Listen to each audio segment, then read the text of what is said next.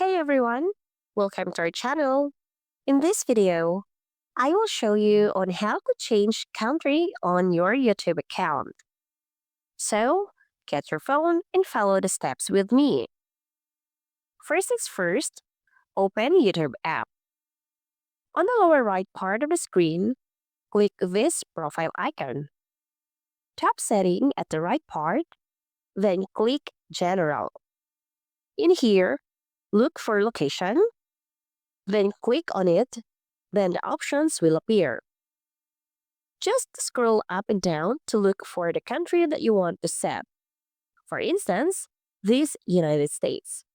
You see, the country and the location change automatically. You can do these steps every time you want as much as you need. So, that's how to change country on YouTube account. If you found this video helpful, please like and share, and don't forget to subscribe and hit the notification bell for more videos. Bye!